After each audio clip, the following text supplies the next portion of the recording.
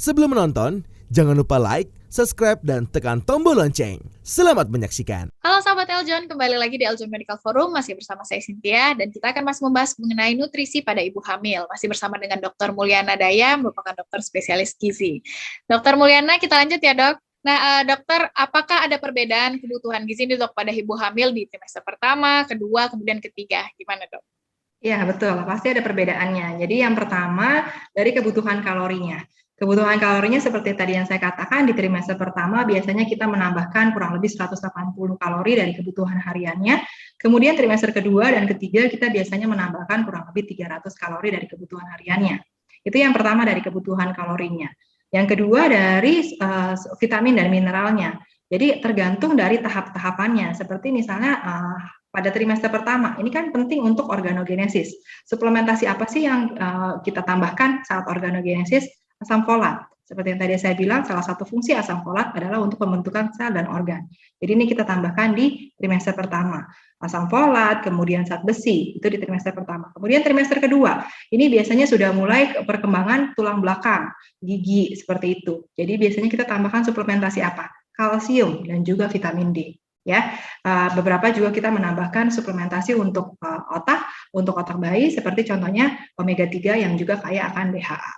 Nah, kemudian trimester ketiga biasanya kita hanya melanjutkan suplementasi tersebut.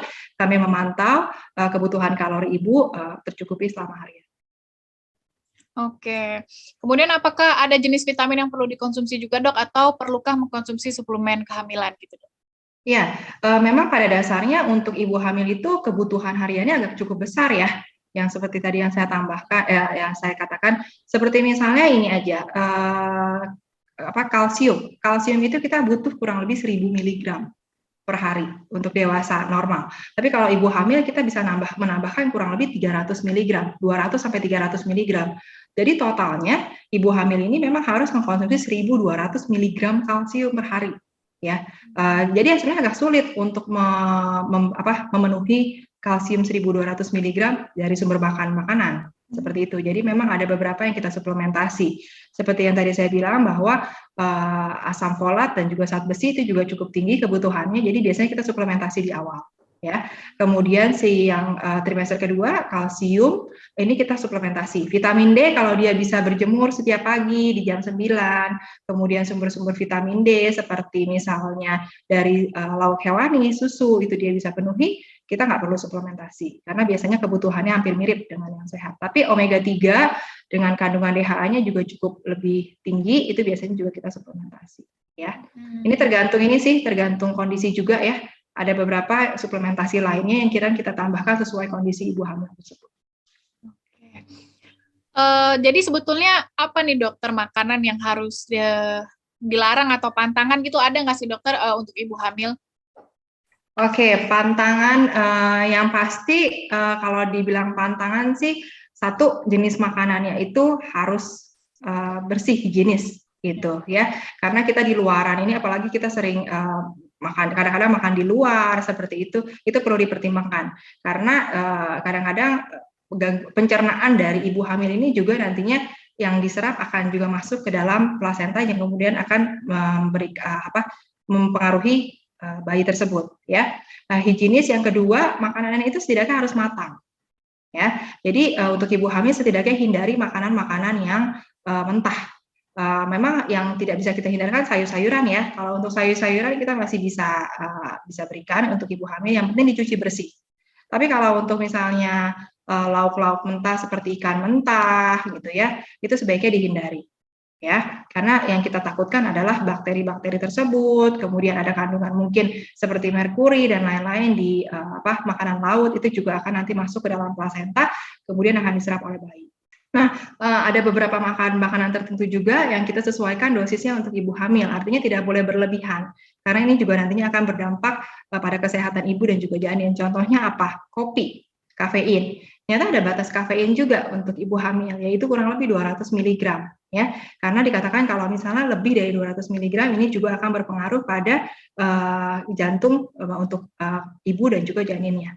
Dan kemudian beberapa makanan lain yang juga dibatasi secara konsumsi jangan lupa yang tadi makronutrien, konsumsi gula dan juga minyak ini juga tentunya ada pembatasan ya. Minyak maksimal 5 sendok makan per hari dan juga gula maksimal 4 sendok makan per hari. Harapannya apa? Supaya ibunya tidak menjadi obesitas dan juga bayinya juga tidak menjadi besar. Seperti itu. Oke. Nah, kemudian dokter, ini ada beberapa informasi yang beredar ya dokter ya, cuma belum tahu nih mitos atau fakta dokter. Ya, nah, ini dokter katanya minum es menyebabkan bayi besar dokter. Oke, mitos atau fakta ya? Ini mitos.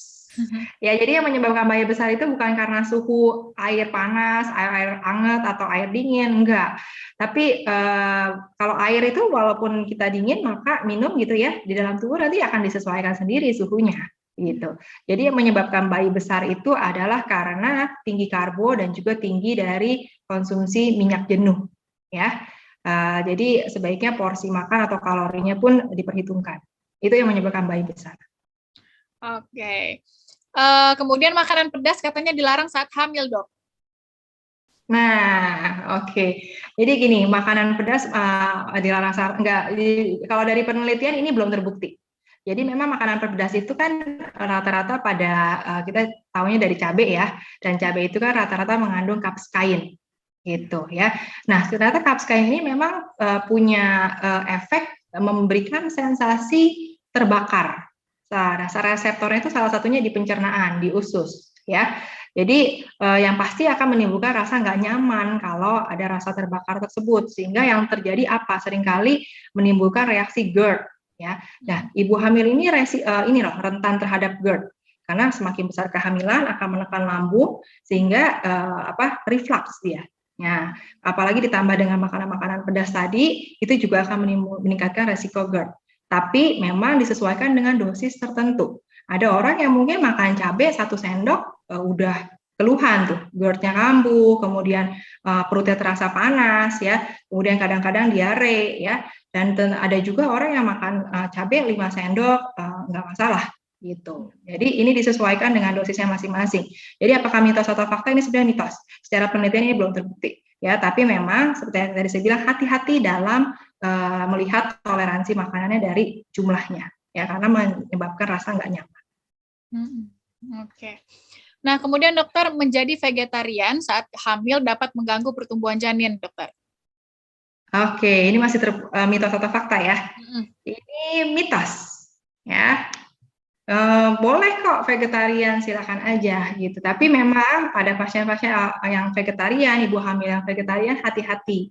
Ada resiko. Resikonya apa? Yang pertama, resiko kekurangan sumber protein. Karena kan kalau vegetarian rata-rata kita mengkonsumsi dari sayur mayur seperti itu ya.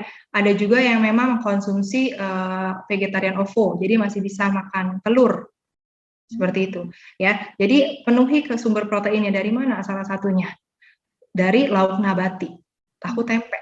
Ya, Indonesia kan kaya kan tahu tempe, murah meriah, itu proteinnya luar biasa, tinggi, kalsiumnya juga tinggi. Ya.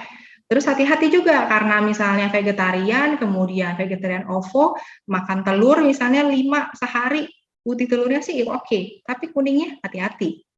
Ya, karena nantinya kalau misalnya terlalu banyak makan kuning telur, itu juga akan meningkatkan resiko hiperkolesterol. Kolesterol menjadi tinggi, ya. Kemudian yang kedua, resiko yang terjadi pada pasien-pasien vegetarian, khususnya ibu hamil, resiko kekurangan vitamin B12. Karena B12 ini kan banyak kita dapatkan di lauk hewani, seperti pada paling banyak itu di daging merah sebenarnya. Ya, jadi kalau misalnya pada vegetarian yang tidak mengkonsumsi lauk hewani, resiko B12-nya akan rendah.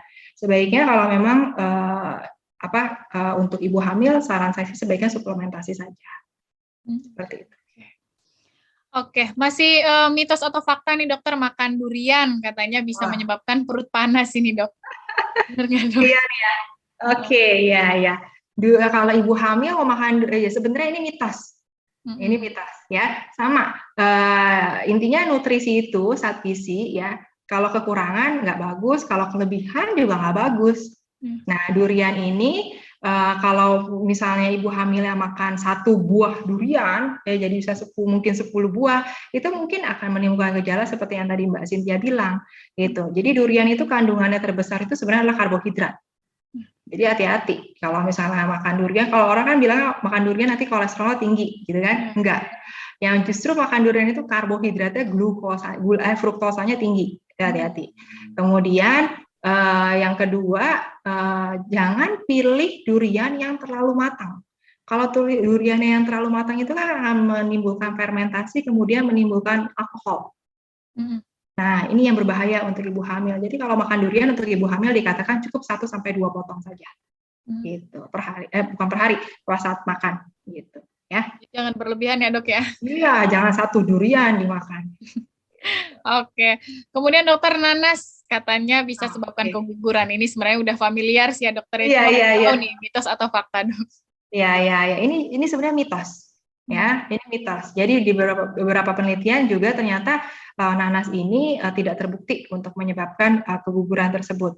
Sama yang tadi saya bilang, nutrisi kalau kelebihan juga nggak bagus. Ya, memang ternyata nanas itu ada kandungan spesifik namanya bromelain. Ya, nah ternyata untuk ibu hamil ada porsi maksimal untuk bromelain tersebut, yaitu 200 mg. Jadi kandungan nanas maksimal per harinya itu kok bisa mengkonsumsi 200 mg per hari. Ya, bahkan sebenarnya nanas ini bagus loh. Bahan nanas ini bromelain itu di nanas sedikit sekali sebenarnya. Tapi kandungan nutrisi yang lainnya seperti vitamin C, asam folatnya juga ada, seratnya juga ada, antioksidannya juga ada. Bahkan salah satu efek dari bromelain itu bisa melunakkan leher rahim. Dikatakan seperti itu. Jadi kadang-kadang bisa dianjurkan di trimester terakhir kehamilan kita bisa untuk mendekati persalinan itu bisa mengkonsumsi nanas. Tapi ingat, jangan berlebihan. Maksimal di 200 mg dari nanas itu. Ya. Oke. Nah, terakhir nih dokter, ada tips dan trik atau apa yang ingin disampaikan kepada ibu hamil dokter kaitannya dengan nutrisi? Oke, ya dari saya yang pertama ketahui dulu kebutuhan kalorinya. Ya, kemudian yang kedua jangan lupa untuk memenuhi kebutuhan gizi dengan prinsip gizi lengkap dan seimbang, karena ini menjadi fondasi. Kalau ini nggak bisa dilengkapi, kita mau suplementasi atau memakan obat-obatan apapun, juga nantinya akan mempengaruhi. Ya. Kemudian jangan lupa mengevaluasi berat badan ibu dan juga janin. Ya. Yang kemudian jangan lupa menghindari makanan-makanan tertentu yang memang cukup mengganggu kesehatan ibu dan juga janin. Seperti yang tadi saya bilang, hindari makanan-makanan tinggi lemak jenuh, ya maksimal untuk minyak 5 sendok makan per hari dan juga gula maksimal 4 sendok makan per hari serta garam maksimal 1 sendok teh per hari, ya. Kemudian jangan lupa aktivitas fisik. Ini juga penting untuk ibu hamil. Aktivitas fisiknya seperti apa? Aktivitas fisiknya yang ringan saja, ya. Jalan santai atau aktivitas-aktivitas di rumah tangga seperti fungsinya untuk apa? Selain untuk menjaga stamina, ternyata aktivitas fisik ini berfungsi untuk memperlancar peredaran darah pada ibu hamil. Ya. Oke deh, baiklah, terima kasih banyak Dokter Mulyana. Kita sudah banyak sekali bahas soal nutrisi pada ibu hamil. Terima kasih banyak ya, Dok. Sama-sama. Oke. Nah, sahabat Eljon, itu dia tadi ya, Dokter Mulyana sudah banyak sekali membagikan informasi nutrisi yang penting, apa saja yang harus dikonsumsi, kemudian juga pentingnya kita memenuhi nutrisi tadi adalah pastinya untuk kebaikan janin ke depannya dan perkembangan nanti pada saat lahir. Dan yang paling penting tadi, nutrisi itu tidak boleh berlebihan, tidak boleh juga kekurangan, jadi harus seimbang semua komponennya. Kemudian kita sudah juga bahas fakta dan mitos, sudah berbagai macam yang kita bahas ya. Jadi yang paling penting adalah jaga nutrisi yang harus seimbang. Kemudian juga tadi ada beberapa suplemen atau vitamin juga yang boleh dikonsumsi dan juga olahraga. Semoga berguna juga bermanfaat untuk kita semua. Saya Cynthia Karani dan juga Dr. Mulyana Daya, dokter spesialis gizi. Pamit undur diri, sampai jumpa. Ada Tirek makan pepaya. Jangan lupa like ya.